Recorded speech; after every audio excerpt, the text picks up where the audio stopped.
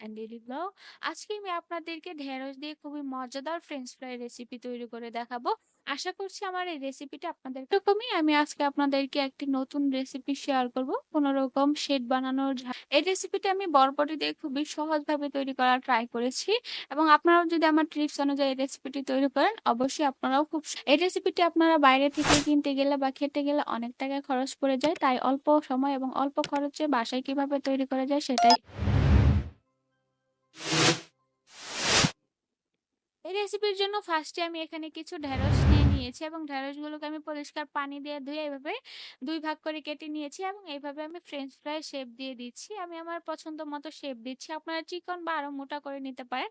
এভাবে একে, একে আমি সবগুলো ঢেঁড়সই কেটে নিব। দেখুন এখানে কিন্তু আমি সবগুলো ঢেঁড়স কেটে নিয়েছি। এখন এর ভেতরে ফার্স্টে আমি দিয়ে দিলাম ময়দা। এখানে আমি গমের ময়দা ইউজ করেছি। দিয়ে দিচ্ছি কর্নফ্লাওয়ার। দিয়ে দিচ্ছি সুজি। আপনারা চাইলে সুজির পরিবর্তে চালের যে আটা বা চালের গুঁড়ো আছে সেটাও দিতে পারেন। দিয়ে দিচ্ছি চাট মসলা, হলুদ গুঁড়ো, মরিচ গুঁড়ো,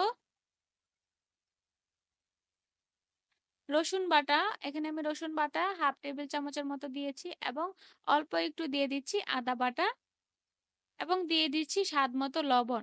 এখন এই সবগুলো উপকরণকে আমি হাতের সাহায্যে খুব ভালো মতো এভাবে মিক্সড করে নেব।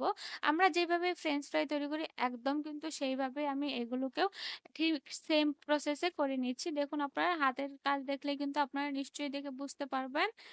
তো এইদিকে চুলার ভিতরে আমি পেন দিয়ে পরিমাণ মতো তেল দিয়ে গরম করে নিয়েছি। এখন এর ভেতরে আমি এইভাবে ঢেঁড়সের ফ্রেঞ্চ ফ্রাই গুলো দিয়ে দিচ্ছি।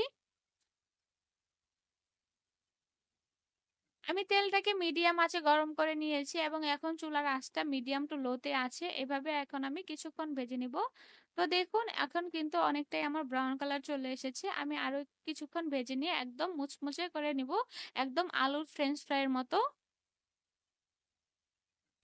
তো দেখুন অলমোস্ট কিন্তু আমার এটা হয়ে গিয়েছে। আমি এখন এটাকে এভাবে ছাঁকনার সাহায্যে উঠিয়ে তেলটা ছেঁকে উঠিয়ে নিচ্ছি। দেখুন আপনারা নিশ্চয়ই দেখে বুঝতে পারছেন।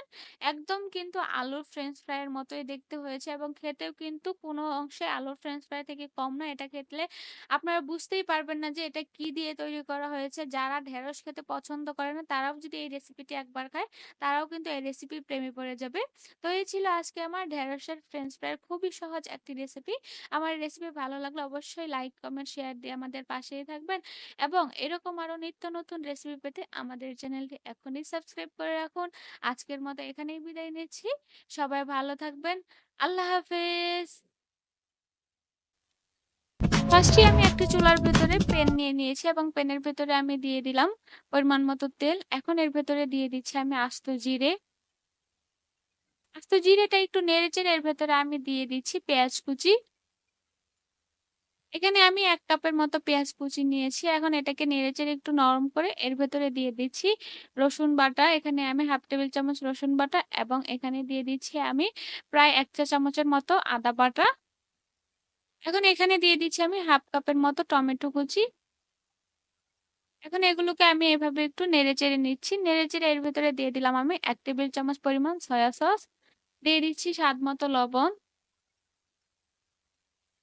চুলার আঁচটা এখানে আমি মিডিয়াম টু লোতে রেখেছি। এখন এখানে দিয়ে দিচ্ছি আমি গ্রেট করা ১ কাপ গাজর কুচি, যেন গাজরটা তাড়াতাড়ি সেদ্ধ হয়ে যায় সেইজন্য আমি গাজর এবং আলুটাকে এভাবে গ্রেট করে নিয়েছি। আমি আলুটাকেও ১ কাপ এবং গাজরও ১ কাপ নিয়েছি। বাঁধাকপি নিয়েছি এখানে ১.৫ কাপ পরিমাণ। বাঁধাকপিটাকেও আমি একদম মিহি কুচি করে নিয়েছি, যেন তাড়াতাড়ি সেদ্ধ হয়ে যায়। আমার সুবিধার্থে আমি সবগুলোকে এভাবেই গ্রেট করে বা কুচি করে নিয়েছি। আপনারা আপনাদের পছন্দ মতো নিতে পারেন। এখন এখানে দিয়ে দিলাম আমি ১.৫ টেবিল চামচ পরিমাণ কাঁচামরিচ কুচি, চাট মসলা এবং এভাবে কিমা করে রাখা মুরগির মাংস। আমি মুরগির মাংসটাকে আগে থেকে সেদ্ধ করে রেখেছিলাম এবং এইভাবে কিমা করে নিয়েছিলাম। এখন এর ভিতরে আমি গরম মসলা গুঁড়ো দিয়ে দিলাম ১ চামচ পরিমাণ এবং দিয়ে দিলাম সর্বশেষ ধনিয়া পাতা কুচি।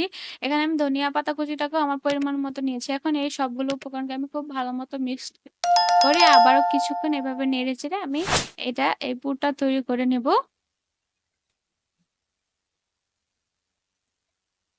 তো দেখুন এই পুরটা কিন্তু আমার অলমোস্ট তৈরি হয়ে গিয়েছে। মাশাআল্লাহ কতটা সুন্দর হয়েছে। এটিকে আমি একটি বাটিতে দিয়ে দিচ্ছি এখানে ময়দা। এখানে আমি ১ কাপের মতো ময়দা নিয়েছি এবং দিয়ে দিচ্ছি স্বাদমতো লবণ এবং ১ টেবিল চামচ পরিমাণ এখানে তেল নিয়েছি আমি সয়াবিন তেল। এখন এই উপকরণগুলোকে মিক্সড করে এর ভেতরে আমি অল্প, অল্প করে পানি দিয়ে একটি ব্যাটার তৈরি করে নিব একদম পাতলা করে। আপনাদেরকে আমি কনসিস্টেন্সিটা অবশ্যই দেখিয়ে দিব। দেখুন এটা আমি ১ম এ ভালোমতো মিক্সড করে নিয়েছি এবং এর ভেতরে অল্প, অল্প করে পানি দিয়ে এরকম একটি ব্যাটার তৈরি করে নিয়েছি। দেখুন আপনারা। এখন এই ব্যাটারটাকে আমি একটি ছাঁকনিতে দিয়ে এভাবে ছেঁকে নেব যেন ময়দার যে এক্সট্রা যে লাস্টটা বা এক্সট্রা যে দলাটা থাকে সেটা যেন সেই ব্যাটারের ভিতরে না থাকে সেজন্য আমি এভাবে ছেঁকে নিচ্ছি। একদম যেন ব্যাটারটা সফট হয়। তো দেখুন আপনারা কনসিস্টেন্সিটা দেখে নিশ্চয়ই বুঝতে পারছেন এরকম হবে। এদিকে চুলার ভিতরে আমি একটি পাত্রের ভিতরে পানি ফুটিয়ে নিয়েছি এবং সেটার উপরে আমি এরকম একটি পেন দিয়ে টিস্যুর সাহায্যে একটু তেল ব্রাশ করে দিচ্ছি। আমি কিন্তু এখানে অতিরিক্ত পরিমাণ তেল দিচ্ছি না। জাস্ট টিস্যুতে ভরিয়ে এভাবে একটু তেল ব্রাশ করে এর ভেতরে আমি এভাবে ২ চামচ পরিমাণ ব্যাটার দিয়ে জাস্ট এভাবে একটু রাউন্ড শেপ করে দিলাম। দেখুন আপনারা নিশ্চয়ই দেখে বুঝতে পারছেন। কিছুক্ষণ পরে কিন্তু এটার কালারটা চেঞ্জ হয়ে যাবে। আমি এটাকে জাস্ট ১ মিনিটের জন্য ঢেকে রেখে দিলাম। তো দেখুন কালারটা কিন্তু অলমোস্ট চেঞ্জ হয়ে গিয়েছে এবং সাইড থেকে কিন্তু এভাবে কিন্তু উঠে এসেছে। এখন আমি আপনাদেরকে একটা উঠিয়ে দেখিয়ে দিচ্ছি দেখুন। এখন আমি যেই রুটিটা তৈরি করে রেখেছিলাম বা যে রুটির শিটটা তৈরি করে রেখেছিলাম সেটার ভেতরে পুরটা দিয়ে দিচ্ছি। অবশ্যই পুরটা ঠান্ডা করে নিবেন। এখন আমি ময়দার আরেকটি ব্যাটার আমি এরকম সাইড দিয়ে এভাবে লাগিয়ে দিচ্ছি যেন সাইড থেকে খুলে না যায়। সাইডের এই প্রসেসটা কিন্তু আপনারা খুবই ভালো মতো করবেন যেন তেলে দেওয়ার পর এই রোলটা খুলে না যায়। তো এইভাবে কিন্তু আমি লাগিয়ে এই চারপাশ দিয়ে কিন্তু ময়দার ব্যাটারটা লাগিয়ে এভাবে ফোল্ড করে দিয়েছি। দেখুন আপনারা সাইড থেকে ১ম এ ২ সাইড থেকে লাগিয়ে এবং পরে এভাবে কিন্তু ফোল্ড করলেই কিন্তু আপনার রোলটা তৈরি হয়ে যাবে। আমি এই সাইড থেকে আবারও খুব ভালো মতো লাগিয়ে দিচ্ছি। মাশাআল্লাহ দেখুন এভাবে কিন্তু আমার একটি রোল তৈরি হয়ে গিয়েছে। স্প্রিং রোল এভাবে কিন্তু আমি একে, একে সবগুলো স্প্রিং রোল তৈরি করে নিয়েছি। এদিকে চুলার ভেতরে একটি প্যান দিয়ে তেল গরম করে নিয়েছি এবং এর ভেতরে আমি দিয়ে দিচ্ছি আমার পরিমাণ মতো মানে আমার প্যানের ভেতরে যে কয়টি রোল আছে সেইগুলো মানে আমি এখানে ৩ টি রোল দিয়েছি। এখন এগুলোকে আমি একদম মিডিয়াম টু লো আঁচে এভাবে ভেজে নিব। এগুলোকে ফার্স্টে দেওয়ার পর কিন্তু বেশি নাড়াচাড়া করা যাবে না। তাহলে কিন্তু এগুলো ভেঙে যাওয়ার সম্ভাবনা থাকে। আর আপনারা অবশ্যই তেলটাকে মিডিয়াম গরম করে নিবেন। নয়তো আপনাদের রোলগুলো দেওয়ার সাথে, সাথে কিন্তু কালার চেঞ্জ হয়ে যাবে বা পুড়ে যাবে। কিছুক্ষণ সময় নিয়ে এভাবে আমি কিন্তু ভেজে নিয়েছি। আমি ব্রাউন কালার করে নিয়েছি। আপনারা চাইলে আপনাদের পছন্দ মতো যেকোনো কালার করে নিতে পারেন। এখন একটি স্ট্রেচারের সাহায্যে আমি এভাবে উঠিয়ে নিচ্ছি।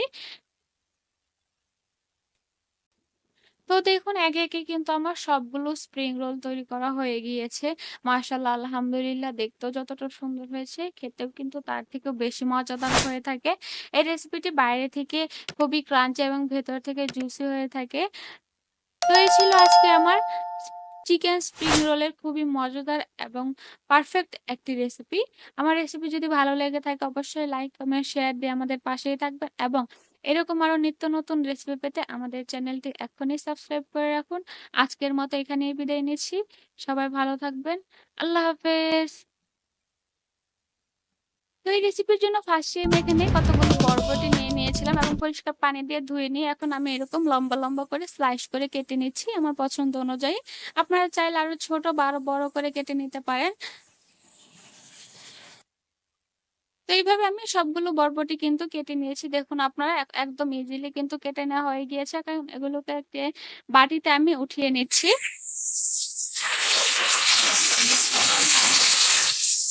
এখন এই বরবটিগুলোকে আমি একটু সেদ্ধ করে নেব। তার জন্য ফার্স্টে আমি চুলার ভেতরে একটি প্যান দিয়ে পরিমাণ মতো পানি দিয়ে দিয়েছি এবং বরবটিগুলোকে আমি এই পানির ভেতরে দিয়ে দিচ্ছি। এখন এর ভেতরে দিয়ে দিলাম আমি ১ টেবিল চামচ পরিমাণ লবণ। এখন এগুলোকে জাস্ট আমি একটু পানিতে ফুটন্ত করে নিব বা বলক উঠিয়ে উঠিয়ে নিব এগুলোকে। দেখুন আমার এগুলো কিন্তু অলমোস্ট সেদ্ধ হয়ে গিয়েছে। আমি এগুলোকে 50% সেদ্ধ করে নিয়েছি। পুরোপুরি সিদ্ধ করে নিলে কিন্তু এগুলো ভেঙে যাবে বা ফ্রাই করার সময় কিন্তু এগুলো মুচমুচে হবে না। তো দেখুন আমি এগুলোকে এখন উঠিয়ে নিচ্ছি। এদিকে আমি নিয়ে নিয়েছি ৩ টি ডিম। আমি এখানে ৫০০ গ্রাম বরবটির জন্য ৩ টি ডিম নিয়েছি। আপনারা আপনাদের পরিমাণ অনুযায়ী ডিমগুলোকে নিয়ে নিবেন।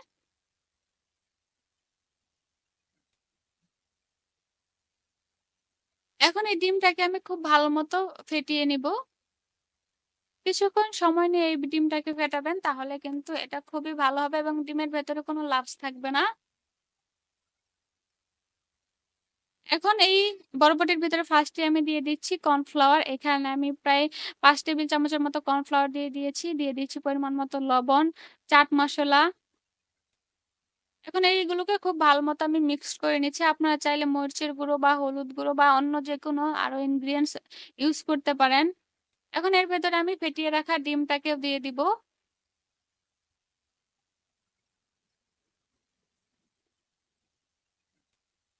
এখন হাতের সাহায্যে আমি খুব ভালো মতো একটু টাইম নিয়ে এগুলোকে মিক্সড করে নিব। দেখুন, আপনারা নিশ্চয়ই দেখে বুঝতে পারছেন প্রসেসটা। এদিকে চুলার ভিতরে প্যান দিয়ে আমি পরিমাণ মতো তেল গরম করে নিয়েছি। এখন এর ভেতরে একে একে আমি বরবটিগুলোকে এভাবে দিয়ে দিচ্ছি। চুলার আঁচটা এখানে আমি মিডিয়াম টু লোতে রেখেছি। আপনারাও ট্রাই করবেন এগুলোকে একটু সময় নিয়ে ভাজার জন্য, তাহলে এগুলোও কিন্তু খুবই ক্রিস্পি হবে।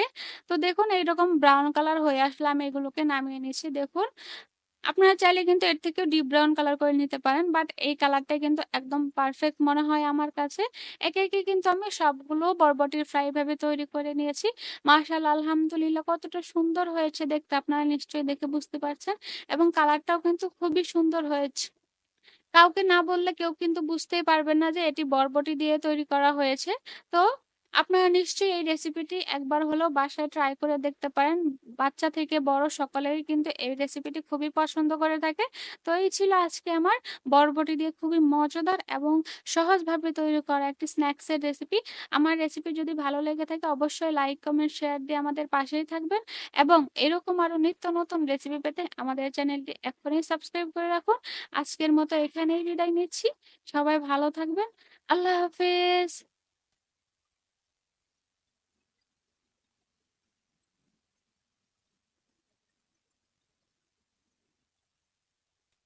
আমি এখানে দিয়ে দিচ্ছি একটি বোলের ভিতরে ২ কাপ পরিমাণ ময়দা।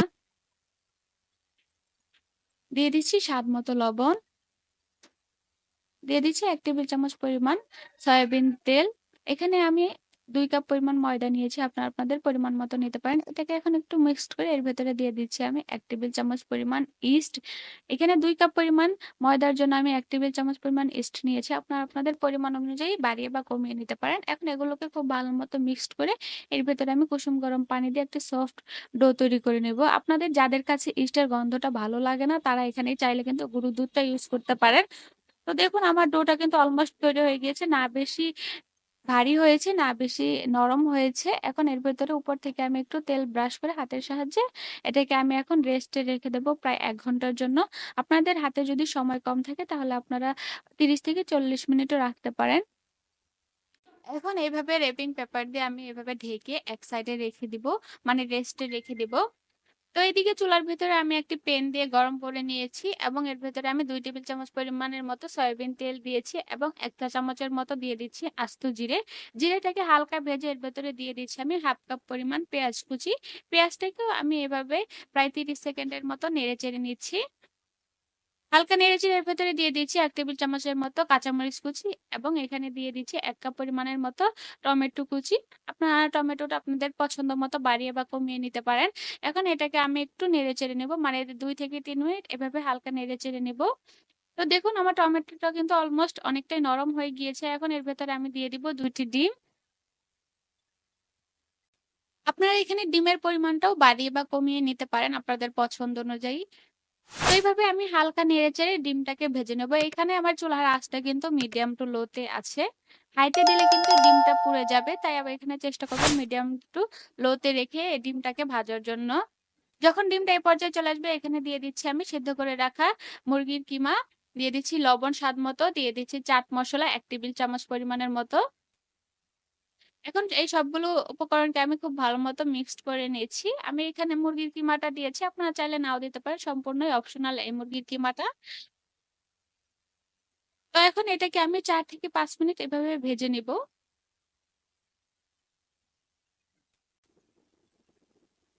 এই পর্যায়ে এখন আমি দিয়ে দিচ্ছি টমেটো কেচাপ বা টমেটো সস। এখানে আমি প্রায় ১.৫ টেবিল চামচ পরিমাণের মতো টমেটো সসটা নিয়েছি। এখন এটাকেও আমি একটু মিক্সড করে নিচ্ছি। এখন এর ভেতরে দিয়ে দিচ্ছি ধনিয়া পাতা কুচি।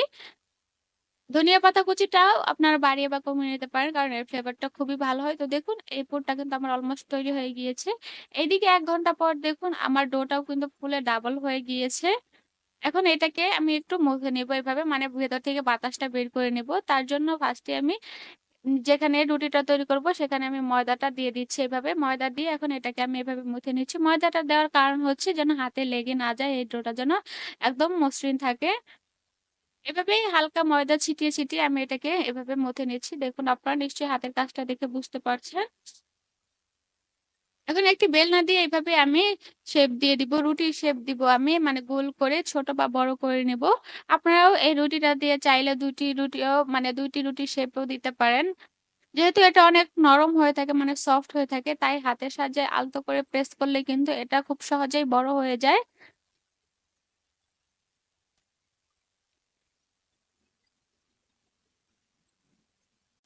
তো দেখুন আপনারা আমি এভাবে কিন্তু রুটির সম্পূর্ণ শেপটাই দিয়ে দিচ্ছি। মানে আমি এরকম বড় সাইজের একটা শেপ দিয়েছি। এখন এর ভেতরে আমি যে পুরটা তৈরি করে রেখেছিলাম সেটা দিয়ে দিচ্ছি। আমি সম্পূর্ণ পুরটাই একটাতে দিব যেহেতু আমি একটা রুটি করেছি। আপনারা চাইলে ২ টি করে ২ টির ভিতরে ওই সম্পূর্ণ পুরটি দিতে পারেন।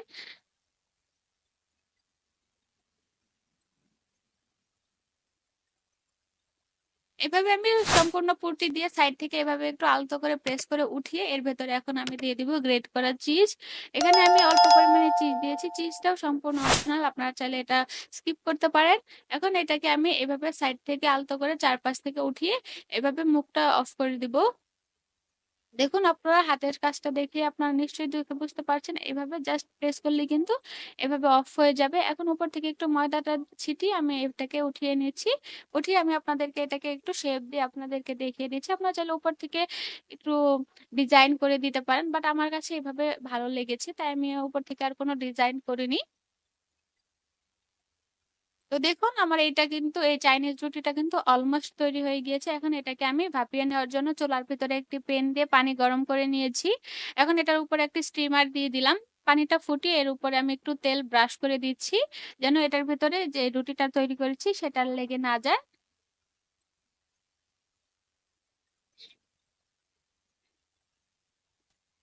এভাবে খুব ভালো মতো তেলটা আমি ব্রাশ করে নিচ্ছি।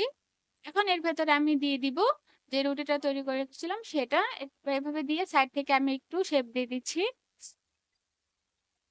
এখন এটাকে ঢেকে ১০ থেকে ১৫ মিনিট কিন্তু স্ট্রিম করলেই কিন্তু আপনার এই রুটিটা অলমোস্ট তৈরি হয়ে যাবে। দেখুন ১০ থেকে ১৫ মিনিট এটা কিন্তু কালারটাও চেঞ্জ হয়ে গিয়েছে এবং এটা কিন্তু অলমোস্ট তৈরি হয়ে গিয়েছে। দেখুন হাতের সাহায্যে প্রেস করলে আপনারা নিশ্চয়ই দেখে বুঝতে পারছেন। এখন এটাকে আমি উঠিয়ে নিচ্ছি।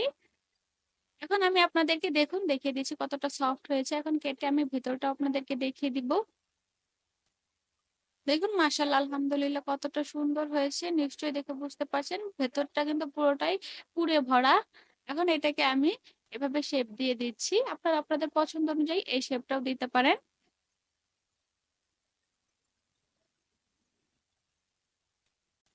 তো দেখুন মাশাআল্লাহ রুটিটা দেখতেও যতটা সুন্দর হয়েছে, মাশাআল্লাহ কতটা সফট এবং মোলায়েম হয়েছে, ভেতরটাও কতটা পারফেক্টলি হয়েছে নিশ্চয়ই আপনারা দেখে বুঝতে পারছেন। এই ছিল আজকে আমার খুবই মজাদার এবং স্পেশাল একটি রেসিপি। আমার রেসিপি ভালো লেগে থাকলে অবশ্যই লাইক, কমেন্ট, শেয়ার দিয়ে পাশেই থাকবেন এবং এরকম আরো নিত্য নতুন রেসিপি পেতে আমাদের চ্যানেলটা এখনই সাবস্ক্রাইব করে রাখুন। আজকের মতো এখানেই বিদায় নিচ্ছি। সবাই ভালো থাকবেন। আল্লাহ হাফেজ।